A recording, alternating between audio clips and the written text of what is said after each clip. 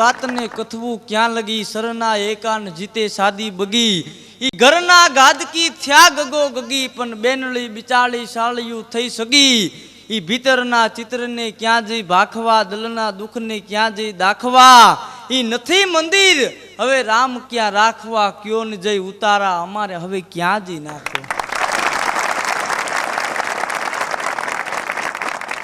પેલાના વખતમાં મહેમાન ગતિની વાતો થતી, મહેમાનોને માન દેવામાં આવતા, પણ કેવા તો કે મહેમાનોને મેં જેટલા માન દેવામાં આવતા, અને મેં જેટલા માન મેળવે એને જ મહેમાન કહેવાય, નકર માવઠા કહેવાય.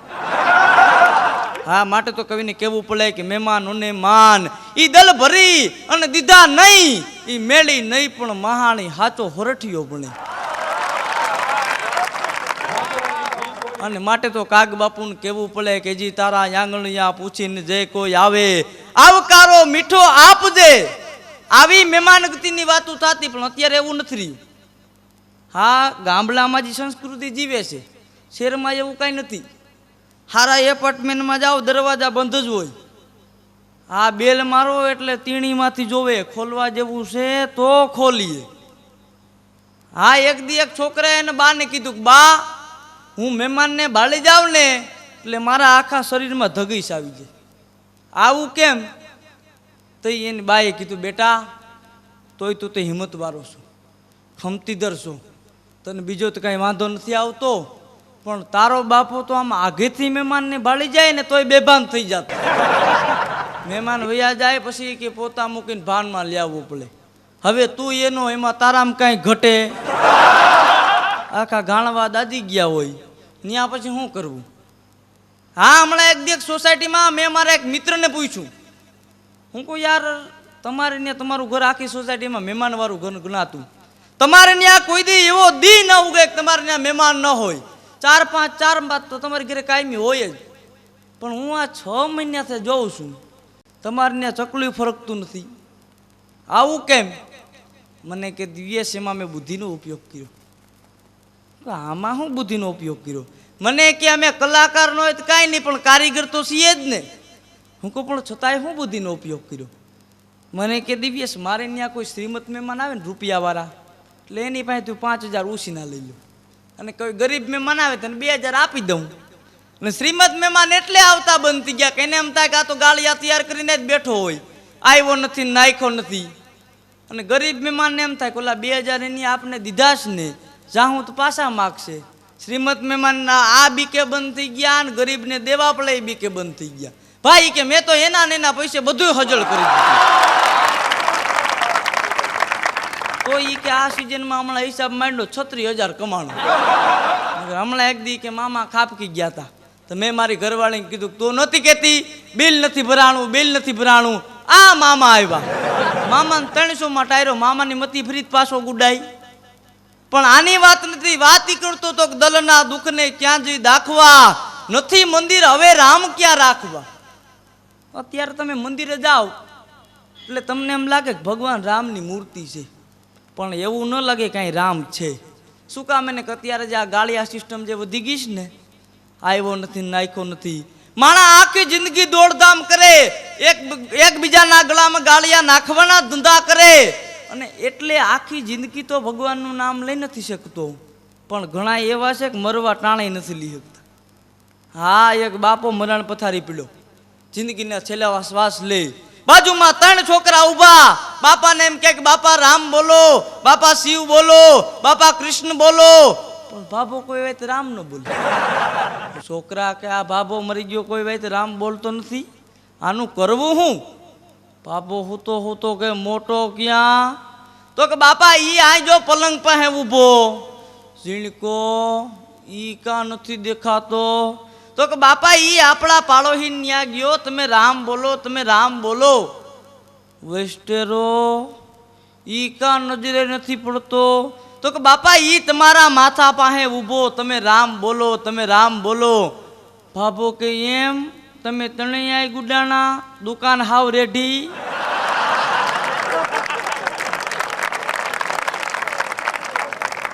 આ આખી પેઢી હમણાં હકેલાવાની થઈ, ગોડાઉન બંધ થવાનું થયું, તોય બાબાની દુકાન નીપડી. છોકરા કે બાપા રામ બોલો ભાભો રામ ન બોલે. એમાં મોટો છોકરો બહુ હોશિયાર, એ કે કામ કરો ને. તો કે શું? તો કે આપણી બાજુમાં ઓલા જે ચીમનભાઈ રહે ને, તો કે હા, એની ઘેરે એ કે એક સંત આવ્યા છે, બાપુ આવ્યા છે. હવે બાપુ પાસેથી જે ભિક્ષા માગવાનું જે રામપાત્ર હોય ને એ લઈ આવો. બાપાને સામે રાખીને બતાવો, પૂછો બાપા આ શું છે? બાપા કહે રામપાત્ર. એમાં રામ આવી જાય. દોડીને કોક ગયું, રામપાત્ર લઈ આવ્યા, બાપાને સામે રાખ્યું, બતાવ્યું, પૂછ્યું બાપા આ શું છે? તો બાબો હું તો કે સકોરું. છોકરાએ મૂંઝાણા કે આ બાબો કોઈ વાત રામ બોલતો નથી, આનું કરવું શું? આ મરી ગયા જિંદગી આખી તો રામનું નામ નથી લીધું, પણ મરવા ટાણે જો એકવાર મોઢામાંથી રામ નીકળી જાય ને તો એ કે બેડો પાર થઈ જાય. એમાં ઝીણકો દીકરો કે હજી એક કામ કરતો. શું? એ કે બાબો કંઈક ભજનમાં ગયો છે. હા, કોઈ કે આપણા કોઈ સંબંધીમાં ગુજરી ગયો ને હાંજે દાડામાં ભજન હોય ને, કે એમાં કંઈક બાબો ગયો છે. એક કામ કરો, ભજન વળીમાંથી રામસાગર લઈ આવો. બાપાને સામે રાખો ને બતાવો, પૂછો બાપા આ શું છે? તો બાપો કહે રામસાગર. એમાંય રામ આવી જાય. દોડીને કોક ગયું, રામસાગર લઈ આવ્યા, બાપાને સામે રાખ્યું, બતાવ્યું, પૂછ્યું બાપા આ શું છે? તા બાબો પીળો કે તંબુરો. ભાગમાં હોય તો જ રામસાગર બોલાય, નકર તંબુરા જ હોય. છોકરા કે આ બાબો કોઈ વાત રામ બોલતો નથી, કરવું શું? એટલે વૈચલો દીકરો કે હજી એક કામ કરો. તો શું? તો કે આપણા જે જમાઈ છે એનું નામ રામ છે, જમાઈ રામને બોલાવો. અને બાપા અહીંયા આવે એટલે પૂછો બાપા જુઓ જી કોણ આવ્યું? તો બાપા કહે રામ આવ્યો, રામ આવ્યા. એટલે એમાંય રામ આવી જાય. આપણે તો ભૂલે કભૂલે બાપાને રામ બોલાવવું છે. એમાં કોકે મોબાઈલ કર્યો, જમાઈ રામ પોતાની ગાડી લઈને આવી ગયા, બાપાના ખાટલા પાસે ઉભા રહ્યા, અને એમાં કોઈએ પૂછ્યું બાપા જોજી કોણ આવ્યું? તો બાબો પીળો કે પભીનો વર. રામ બોલાવા હાટું 3 તો ટ્રાયું થઈ, પણ ભાગમાં હોય તો રામનું નામ લેવાય, નકર મરવા ટાણે ન લઈ શકે. હા, એક મારા મિત્રના બા ગુજરી ગયા, તો મને વિચાર આવ્યો કે આજ સારો વાર છે, ગુરુવાર છે, એટલે એની ઘરે બેસી જાવું. સફેદ લુગડા પહેરી હજી બરાબર ઘરની બહાર નીકળો, મહેમાન હામાં મળ્યા. મને કે દિવ્યેશ કઈ બાજુ? કારા એક મારા મિત્રની ઘરે બેસવા જાઉં છું. મને કે પણ અમે તારી ઘરે આવતા હતા. હું કહું સારું થયું, મહેમાન ક્યાંથી? હાલો. અમે ઘરે ગયા, હાંજે વાળું પાણી કર્યા, પથારીમાં પડ્યા, સવારે ઉઠ્યા, ઘરેથી ચા આપી, અમે બરાબર બધા ચા પીતા હતા. એમાં ટેબલ ઉપર છાપું પડ્યું હતું. મેં બરાબર છાપું ખોલી નજી આખું છાપું વાંચ્યું, અને એમાં મારી અવસાન નોંધમાં જ્યાં નજર પડી તો બાજુમાં બાપાનો ફોટો અને બાજુમાં લખેલું શ્રદ્ધાંજલિ બેસણું. એટલે હું કહું ઓહો, 2 દી પહેલાં બિચારાને બા ગુજરી ગયા, આજ પાછા બિચારાને બાપા ગુજરી ગયા. હું કહું આની ઉપર તો આભ તૂટી પડ્યું. એટલે હું કહું આજ શુક્રવાર છે, હાલો પાછો એની ઘરે બેસી જાઉં. સફેદ લુગડા પહેરી એની ઘરે ગયો, એટલે હું એને જઈને આશ્વાસન દેતો હતો. હું કહું 2 દી પહેલાં મને ખબર હતી તમારા બા ગુજરી ગયા, હું કાલ બેહવા આવતો હતો, પણ કાલે મારી ઘરે મહેમાન આવ્યા એટલે હું આવી ન હગ્યું. શુક્રવારે સવારે હજી હું ચા પીતો હતો, જ્યાં છાપું ખોલ્યું તમારા બાપાનો ફોટો જોઈને એમાં બેસણું વાંચ્યું. એટલે મને એમ થયું કહો ભાઈ ઉપર બિચારા ઉપર તો આપ ફાટી પડ્યું. અને તમારા તો ઘરના મોભી વ્યા ગયા, બા તો બીમાર હતા, પણ બાપા જો હજી 5 વર્ષ બેઠા હોત ને તો તમારો વાંધો ન આવે. મને ક્યારે દિવ્યેશ વાત તારી સાચી છે. હું કહું પણ બાપાને તો બિચારા નખમાય રોગ નહોતો, હા હાલતા ચાલતા કાંઈ મંદિરે જતા. એમ તો 2-5 દી પહેલાં અમે બાપાને અમે હારે ભેગા થયા હતા રસ્તામાં, ને ઓચિંતાના આ કઈ રીતે બધું બની ગયું? મને કે દિવ્યેશ તારી વાત સાચી છે, બાપાને તો નખમાય રોગ નહોતો, પણ બા ગુજરી ગયા ને એના હરખમાં બાપા ગુજરી ગયા. અહીં માણસો કે લોકી આવે બેહવા આવે, બાપા હરખી રીતે દાંત કાઢી શકે નહીં. એટલે મેં બાપાને કીધું કે બાપા તમે ઉપર જઈ આવો ને તમને મોજ આવે એવો દાંત કાઢી આવો, પણ આય રેવા દો. બાપા હજી ઊભા થઈને જ્યાં જાતા હતા ને તો હરખનો જે ડૂહો હતો ને ગળામાં હલવાઈ ગયો, શ્વાસ થઈ ગયો બંધ. એમાં બાપા ગુજરી ગયા. બાપાને એમ થયું કે આ 65 વરે માન છુટકારો થયો, રાજીપો થયો, એમાં બાપા વયા ગયા. હા, નકર એક દી લ્યો મારા અનુભવની વાત કરી દઉં કે એક સોસાયટીમાંથી હું નીકળ્યો એટલે એક ભાઈ મને હામાં મળ્યા. મને કે દિવ્યેશ જેઠવા કે નહીં? હું કે હા. મને કે હાલો મારી ઘરે હાલો. હું કહું ના મારી ઘરે મહેમાન આવ્યા છે અને મને હમણાં ઘરેથી ફોન આવ્યો કે દિવ્યેશ જલ્દી આવ્યો. હું મારે મારી ઘરે જવું છે. મને કે નહીં નહીં અહીં કલાકાર જીવતીને મારા ઘરની બાજુમાંથી વ્યા જાવ ચા પાણી પીધા વગરના. મને કે નહીં મારી ઘરે તો આવવું જ જોઈએ. ધરાર મને ઘરે લઈ ગયો. એટલે એમાં બરાબર લાઇટ નંબર. એટલે મેં એને કીધું કે ભાઈ અંદર તો પરસે વરસે ગરમી થાય, એક કામ કરો બાર ખુરચી લઈ લો, બાર જ બેહી. બાર ખુરચી લીધી. અમે બાર હજી બે મિત્રો વાતું કરતા હતા, અમે બે બેઠા હતા. મને કે પ્રોગ્રામ ક્યાં હાલે? હું કે ભાઈ માતાજીની દયાથી હાલ્યા કરે. મને કેમ? હું કે હા.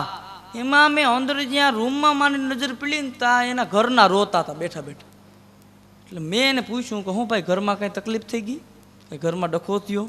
તો હું તમ તારે પછી આવી, વાંધો નહીં. મને કે ના ના દિવ્યેશ મારે તો કાંઈ ડખો નથી હોય, કે હમણાં તારી સામે હું ઘરની બહાર નીકળ્યો. હું કહું તો પણ મારા ભાભી રોવે છે અંદર, જોવો જી. એટલે એને પડકારો કર્યો, એ રોવે છે કા? મેં તને કાંઈ કીધું? એટલે ઓલી કે ના ના તમે તો મને કોઈ દી કાંઈ નથી કીધું. તમે તો મને એમનેમ તો નહીં પણ સપનામાંય કોઈ દી કાંઈ નથી કીધું. તમે તો મારા ઈશ્વર છો, પરમેશ્વર છો. તો કે તો રોવે છે શું કામ એને? તો કે આજ સવારે તમારા છોકરા અને મારા છોકરાએ બે થઈને આપણા છોકરાનું માથું ફોડી નાખ્યું. હે? તો કે હા તમારા છોકરા અને મારા છોકરાએ બે થઈને આપણા છોકરાનું માથું ફોડી નાખ્યું. એટલે હું ગુમરે પડ્યો. હું કે આ ભાભી કેવા શું માગે છે? તમારા છોકરા અને મારા છોકરાએ બે થઈને આપણા છોકરાનું માથું ફોડી નાખ્યું. એટલે મને કે તમે તો કલાકાર છો, ગામે ગામના પાણી પીઓ ને એમાં હાસ્ય કલાકાર, એટલી ખબર ન પડે? હું કહું પણ ભાભીએ કીધું હું એ તો મને સમજાણું, પણ કેવા હું માગે ન સમજાણું. મને કે દિવ્યેશ એમાં શું છે કે મારે આ બીજા લગ્ન છે. આની પહેલાં જે લગ્ન કર્યા હતા ને એ ઘરવાળીનો મારે એક છોકરો છે. થોડોક ટાઈમ થયો એટલે એ ગુજરી ગઈ. પછી મેં આ બીજા લગ્ન કર્યા, તારી નવી ભાભીને લઈ આવ્યો. અને એને એક આગલા ઘરનો છોકરો એ આયરે લઈને આવી. અને પછી થોડોક ટાઈમ થયો એટલે અમારા ત્યાં દીકરાનો જન્મ થયો. એમાં મારા આગલા ઘરના છોકરા ને એના આગલા ઘરના છોકરા બે થઈને આજે અમારા છોકરાનું માથું ફોડી.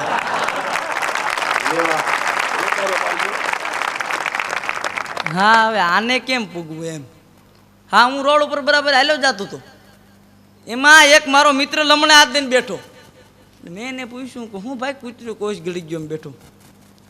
મને કે દિવ્યેશ એક મુસીબત આવી પડી. હું કહું પણ એવી બધી હું કઠલા આવી પડે? ખાવ વાળના વાળ ડૂબી ગયો એમ બેઠો. મને કે દિવ્યેશ મુસીબત તો બહુ મોટી આવી પડી. હું કહું પણ તું કંઈક વાત કરી તો ખબર પડે કે હા એવી બધી હું તારી ઉપર કઠલા આવી પડી. મને કે દિવ્યેશ તારી ભાભીને ગુંડા ઉપાડી ગયા. હું કહું સારું થયું, અમે તને ક્યાં ગમતી હતી? તમારે હમણાં છૂટાછેડા તો લેવાતા, બા બાપુજીને હેરાન કરતી, હરખું બા બાપુજીને ખાવાનું ન આપતી. મને ક્યારે તારી વાત સાચી છે. જે દિન એ ગઈ ને તે દિન ઘરમાં હાવ શાંતિ થઈ ગઈ. હું કહું હવે આવી મોટી શાંતિ થઈ ગઈ, પછી એમાં વચમાં વળી કઠલા ક્યાં આવી પડી? મને કે દિવ્યેશ એમાં બન્યું એવું કે જે ગુંડા મારી ઘરવાળીને ઉપાડી ગયા ને એનો કાલ રાતે 12 વાગે મારી ઉપર ફોન આવ્યો હતો કે અમે તારી ઘરવાળીને લઈ ગયા ને 3 દી થયા, અને હવે જો તું 2 દીમાં અમારે અડ્ડે આવીને 10,000 રૂપિયો નહીં પુગાડી જા તો અમે તારી ઘરવાળીને પાછી મૂકી જાઉં. દિવ્યેશ 10,000ના વેતમાં પડ્યો, 10% લઈને પણ મરી ગયા. છેલ્લે ગુડિયાવા પણ આ ગોન પાછી ઘરમાં નથી ગાલી. હા ઘણી આવી માથાકૂટના ઘર હોય. અને બાયું તમે જો માથાકૂટ બહુ કરે. હા અમારે મેઘાણીનગરમાં એક મારા મિત્ર છે રમેશભાઈ, એને કરિયાણાની દુકાન. એટલે હું નવરો હોય તવાર એની દુકાન બેહવા જાઉં. એમાં બરાબર એક દી હું એને દુકાને બેહવા ગયો, રમેશભાઈએ ચા પાણી મંગાવ્યા, અમે હજી બરાબર ચા પાણી પીતા હતા. એમાં એક સાહેબ આમથી હાલીને આવ્યા. સાહેબ આવીને કે રમેશભાઈ? તો કે હા. તો કે આ મહિનાનો જે હિસાબ હતો જરાક જોઈ દો ને, પગાર આવી ગયો ચૂકતે કરી દઉં. તો કાંઈ વાંધો નહીં સાહેબ, તમે 1 મિનિટ ઉપર હું જરાક લખી દઉં, અને હા તારીખ વાર બધું લખજો. તો કે કાંઈ વાંધો નહીં. રમેશભાઈ મંડી ગયા લખવા, અવળું કાગળિયું પકડાયું લખી. એટલે સાહેબ મંડી ગયા જોવા, 2 મમરાની ઠેલી, 3 બિસ્કિટના પડીકા, 3 વેફરના પડીકા. એ કે રમેશભાઈ આવું તો હું મારી જિંદગીમાં કોઈ દી નથી લઈ ગયો. તો એ રમેશભાઈ કીધું સાહેબ આ તમે નહીં તમારા ઘરના લઈ ગયા છે. તો કે પણ રમેશભાઈ મેં તમને આની પહેલા ના પાડે કે તમે મારી ઘરવાળીને બાકીમાં કાંઈ આપો માં. હવે તમે અવારનવાર એને બાકીમાં આપતા હોય તો હવે મારી જવાબદારી નથી, એ પૈસા તમે એની પાસે લઈ લીધું. એટલે રમેશભાઈ કે સાહેબ મારી વાત તો સાંભળો, તમારા ઘરના તમને ખબર છે કે તો ખાધોડકા છે. હવે 2 મમરાની ઠેલી મગાવે એમાંથી એક તો આયનાય તોડી નાખે, અડધી આયનાય પૂરી કરી નાખે, અને બિસ્કિટના પડીકા અને વેફર તો ક્યાંય દેખાવા નથી દેતા. અને એક તો તમારા ઘરના માથાકૂટનું ઘર. હવે અહીં મોકો જોઈને આવે, મારે બરાબર ઘરાગીનો ટાઈમ, અને એને આવવું. મારે એવો કંઈ માથાકૂટ કરવાનો ટાઈમ ન હોય. અને સાહેબ એક સાચી વાત કરી દઉં, એની આરે માથાકૂટ કરવી ને એના કરતાં તમારી આરે માથાકૂટ કરવી સારી. હા, પણ કરિયાણામાં રમેશભાઈની વાત આવી એટલે વાત કરી દઉં કે હમણાં એક દી એક બેન રમેશભાઈ દુકાને ગયા. રમેશભાઈ, અડદનો શું ભાવ છે? તો રમેશભાઈ કે બેન તમે કાયમી આવો છો, ભાવ પૂછીને વ્યાજ આવશો. અડદનો શું ભાવ, મગનો શું ભાવ, શેણાનો શું ભાવ, બાજરાનો શું ભાવ, ઘઉંનો શું ભાવ, ચોખાનો શું ભાવ, આવા બધા ભાવ પૂછીને વ્યાજ આવ, પણ કોઈ દી કાંઈ લઈ જતા તો નથી.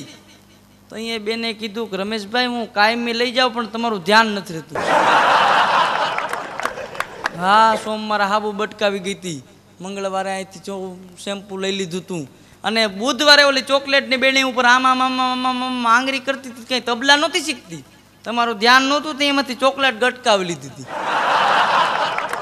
હા, અત્યારે માણસ આવા ગાળિયા તૈયાર કર્યા છે, આવ્યો નથી, નાખ્યો નથી. હા, એક સોસાયટીમાંથી હું હાલ્યો જતો હતો, એમાં એક ભિખારી એક જાળવાન છાંયે બેઠો, અને એમાં એનો મિત્ર ભિખારી બરાબર ત્યાંથી નીકળ્યો. એટલે ઓલાને જોયો, પડકારો કર્યો, એ ન્યા હું બેઠો? ઓલો કે બપોરનો ટાઈમ થઈ ગયો છે, હવે હાલી હાલીને થાકી ગયો. એટલે મેં વિચાર કર્યો કે હવે જમી લઉં, સારી સોસાયટી છે, જાળવાનો છાંયો સારો છે, અહીં બેસીને જમી લઉં. અને હજી તો બરાબર રોટલી ને શાક મેં જ્યાં કાઢ્યું ને ત્યાં હામીની લીલીમાંથી એક બેન નીકળ્યા. એ બેને મને એટલું કીધું કે ભાઈ તમે એ ક્યાં માણસો તમને 3 દિનથી પહેલાની રોટલી ખવડાવે છે. ગમે એમ તમે ભલે ભિખારી હોય પણ ગમે એમ તો માણસ હો ને, લાવો એ કે રોટલી મને, હું એની ઉપર તમને હરખું માખણ ચોપડી દઉં. એટલે એ બેન મારી રોટલી લઈને માખણ ચોપડવા ગયા છે. હવે હમણાં મને રોટલી આપે ને એટલે જમી લઉં. હે કે હમણાં માખણ આ ચોપડીની રોટલી મને આપે ને એમાં જમી લઉં. તો ઓલો કે હવે તો અહીંથી વિયો જા. તો કે કા? તો કે નહીં, મેં તને કીધું ને હવે તું અહીંથી વિયો જા. તો કે કા? તો કે એ બેન તારો ગાળીઓ ગળી ગયો. મારે 2-3 વાર આવું થયું, હું રાહ જોઈને બેહતો ઘણી વાર, એટલે પછી પાછા દેવામાં જ નથી મૂકતા. લઈ તો જાય છે, આપણે માગીએ ઈ ખાઈ જાય છે. હા, આવા જેની ગાળિયા તૈયાર કર્યા છે. હા, એક હું હોટલમાં ઊભો તો એમાં બરાબર એક જણો હાથમાં થમ્સઅપની બોટલ લઈને આવ્યો, હાલ્યો આવે, પીવું કે ન પીવું, પીવું કે ન પીવું, આવી બરાબર પીવાની તૈયારી કરે ને એમાં એક જણો સામેથી ગળગળતી ડોટ મૂકી, હાથમાંથી થમ્સઅપની બાટલી જટી અને એક જ શ્વાસે ગટગટ આવી ગયો. એટલે જે થમ્સઅપ લઈને આવતો તેને મંડી ગયો રોવા. થમ્સઅપ લઈને આવતો તે મંડી ગયો રોવા. તે ઓલો કેલા રોવે છે કા? મેં હું તારી થમ્સઅપ પી ગયો એટલે. હાલી કે મારા ખાતે 2 થમ્સઅપ પી લે, અમે કાંઈ હાવ લુખેશ નથી, હાવ કળકેશ નથી. આ તો મને ખાલી કે મસ્કરી કરવાની ટેવ હતી. મને એમ થયું કે લાવો તમારી મસ્કરી કરું, પણ હવે મને એ ખબર ન મળે કે તમે તો હાવ રોટલા આવીશો. હાલે પી લે મારા ખાતે 2 થમ્સઅપ. ઓલો કે ભાઈ તમે થમ્સઅપ પી ગયાનું મને રોવું નથી આવતું. હે? તો કે હા, તમે થમ્સઅપ પી ગયાનું મને રોવું નથી આવતું. તો તને રોવું શેનું આવે છે? ઓલો કે રોવું તો મને મારા કર્મો ઉપર આવે છે. હે? તો કે હા, રોવું તો મને મારા કર્મો ઉપર આવે છે. તો કે કેમ? તો કે આજ કાલ સવારે મારે એક જણાને 1 લાખ રૂપિયો દેવાનો છે, મારી કોઈ એવી પરિસ્થિતિ નથી કે એને 1 લાખ રૂપિયા આપી શકું. એટલે સવારે વિચાર કર્યો કે આજ ગલા ફાવ ખાઈને મરી જાઉં. હાચુક દોરડું બેડું મેં તૈયાર કર્યું, પંખે દોરડું બાંધ્યું, ટેબલ ઉપર ઊભો રહ્યો અને નીચે જ્યાં ગળામાં ગાળીઓ નાખીને ટેબલ જ્યાં ખેવું પણ દોરડું હાવ હળી ગયેલું, બટકણું. મારો વજન જીલી ન હોય ગયું, પડ્યો ને કેળે ભાંગી ગયું. પછી વિચાર કર્યો કે હવે પાટે જઈને મરી જાઉં. અને એમાંય જો નીંદરમાં ટ્રેનમાં કપાઈ જાવ ને તો દુઃખ ન થાય. અડધી કલાક વહેલો પહોંચી ગયો, નીંદરે આવી ગઈ. એમાં બરાબર સાહેબની ગાડી નીકળી. સાહેબ કે ત્યાં શું કરતો હતો? તો કે સાહેબ મરી જાઉં. એમ? અમે કાંઈ તારા બાપના નોકર છીએ? તારે ત્યાં મરી જાય ને અમને હેરાન કરવા એમ?